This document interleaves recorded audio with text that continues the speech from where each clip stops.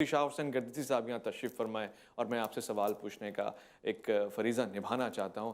مفتی صاحب، ہم نے یہ گفتگو اس انجام تک تو پہنچا دی ہے کہ سب نے اجتہاد کیا ہے، حسین ابن علی نے بھی اجتہاد کیا ہے، مگر یہاں پر یہ بات واقعاً پوچھنے سے تعلق رکھتی ہے کہ جناب حسین ابن علی سے تو بیعت کا تقاضا کیا گیا تھا، سب سے بیعت کا تقاضا کیا گیا تھا، کیا یہ اتنا ہی اہم ہے جتنا حسین ابن علی سے بیعت کا تقاضا پورے زور و شور کے ساتھ کیا گیا تھا؟ دیکھیں، ایک خاص لوگ ہوتے ہیں، ایک عام لوگ ہوتے ہیں۔ حضرت امام حسین علیہ السلام خاص لوگوں میں سے تھے، اور یزید کو یہ بتا دیا گیا تھا کہ یہ جو خاص آدمی ہیں، 3-4 آدمی، تو ان 3-4 آدمیوں میں امام حسین علیہ السلام بھی ہیں اور حضرت عبداللہ ابن زبیر بھی ہیں، حضرت عبداللہ ابن عمر بھی ہیں۔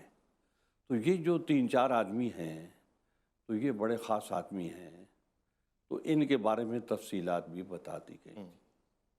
تو بہرکیف یہ ان کو اندیشہ تھا کہ یہ خاص لوگ جو ہیں کلمہ حق بلند کریں گے، کیونکہ اتنی بڑی شخصیت کی موجودگی میں جب وہ یزید کی بیعت کے لیے تیار نہیں ہوئے اور ان سے کہا بھی گیا، ان کے اوپر زور بھی دیا گیا، تو اس کے باوجود وہ اس وقت تیار نہیں ہوئے، تو سوال یہ ہے کہ آج وہ کیسے تیار ہوں گے۔ تو حضرت امام حسین علیہ السلام سے جو بیعت کا مطالبہ کیا گیا اور خاص طور پہ کیا گیا، وہ اس لیے کیا گیا کہ وہ خاص ہیں اور ان کے اثرات جو ہیں وہ دوسروں پر بھی پڑتے ہیں۔ اب جیسے بڑے لوگ ہوتے ہیں دین کے لحاظ سے، تو وہ جو عمل کرتے ہیں تو وہ عمل دلیل راہ بنتا ہے لوگوں کے لیے۔ جیسے حضرات صحابہ کرام میں خود امام حسین علیہ السلام ہے، امام حسن علیہ السلام ہے، میں وقت کم ہے اس لیے ورنہ میں اس کی مثالیں بیان کرتا کہ وہ انہوں نے ایک عمل کیا اور وہ دلیل راہ بن گیا۔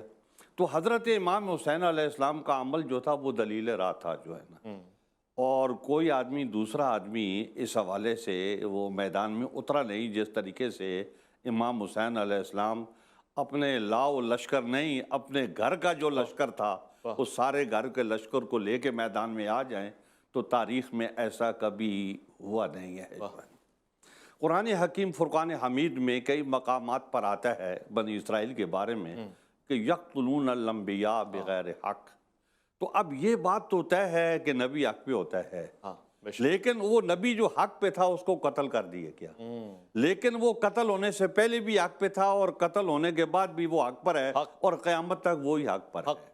تو حضرت امام حسین علیہ السلام یہ بات سمجھتے تھے کہ حق کیا ہے۔ تو حق کے لیے ایک میں آپ سے کہتا ہوں، ایک وہ لوگ ہوتے ہیں جو ابن الوقت ہوتے ہیں، جو ہم سے کہتے ہیں کہ ایسا کام کرو جس سے سارے لوگ خوش ہو، سارے لوگ آپ کے معتقد ہوں، سارے لوگ آپ کی عزت کریں، آپ کی عزت بڑھے۔ تو ایک وہ لوگ ہوتے ہیں جو ابو الوقت ہوتے ہیں۔ تو ابن الوقت تو اسی حساب سے چلتے ہیں تاکہ یہ بھی راضی رہے، وہ بھی راضی رہے، وہ بھی راضی رہے، تو یہاں سے بھی آمدن بند نہ ہو، یہاں سے بھی آمدن بند نہ ہو، یہاں سے بھی آمدن بند نہ ہو۔ لیکن ابو الوقت جو ہوتا ہے اس کو اس بات کی پرواہ نہیں ہوتی ہے۔ اور میں آپ سے یہ کہتا ہوں کہ یہ خاندان رسالت کی شان ہے کہ وہ اکیلا آدمی کھڑا ہو جاتا ہے حق کے لیے جو ہے۔ امام حسین تو بہت بلند و بالا آدمی ہے، امام حسین کے اولاد میں ایسے ہزاروں لوگ موجود ہیں کہ جو اس کے بعد بھی اکیلے حق کے لیے کھڑے ہو گئے۔ تو حضرت امام حسین علیہ السلام چونکہ حق کی نشانی تھے تو اس لیے وہ حق کے لیے اکیلے کھڑے ہو گئے۔ ان کے ساتھ خاندان کے لوگ تھے اور بہت کم لوگ تھے جو خاندان سے ہٹ کے تھے۔ تو حضرت امام حسین علیہ السلام کا حق کے لیے کھڑا ہونا یہ ان کی جبلت کا بھی تقاضا تھا۔ کیوں؟ یہ کام بڑا مشکل ہے، اچھا مشکل ہے، لیکن نبی علیہ السلام کی ایک حدیث ہے کل میسر لما خلق لہ، کہ جس چیز کے لیے جو شخص پیدا کیا جاتا ہے وہ اس کے لیے آسان کر دی جاتی ہے۔ امام حسین نے حق کہنا تھا اور اس حق کہنے کے بعد جو سزا ملتی ہے اس کو بھی جو ہے نا وہ قبول کرنا تھا، برداشت کرنا تھا۔ تو حضرت امام حسین کے لیے حق کہنا اور اس سزا کو قبول کرنا جو دنیا میں ان کو ملی ہے آسان ہو گیا، تو یہ آسان ہو گیا۔ حالانکہ یہ بہت بڑی مشکل ہے، کیونکہ یہ ان کی جبلت کا تقاضا تھا، یہ ان کی سرشت کا جو ہے نا تقاضا تھا۔ اور پھر حضور اکرم صلی اللہ علیہ وبارک وسلم نے کیا حق کہنے میں اکیلے نہیں تھے؟ واہ واہ واہ واہ، سبحان سب سے پہلے جب آپ نے حق کہا تو آپ ہی تھے اور تو کوئی تو نہیں تھا سنت جو ہے۔ مصطفیٰ ہے۔ تو اسی طریقے سے اب یہ دوسرا معاملہ تھا۔ ٹھیک ہے۔ دوسرا معاملہ تھوڑا سا مختلف ہے۔ جی جی حضور اکرم صلی اللہ علیہ وبارک وسلم نے ایک مرتبہ صحابہ اکرام سے فرمایا کہ آپ اپنے گھر سے باہر نکلے تو آپ کا جوتا مبارک ٹوٹا ہوا تھا۔ جی آپ نے حضرت علی رضی اللہ تعالیٰ عنہ کو وہ جوتا مبارک دیا تو وہ آپ لے کے تو اس کو ٹھیک کرنے لگ گئے۔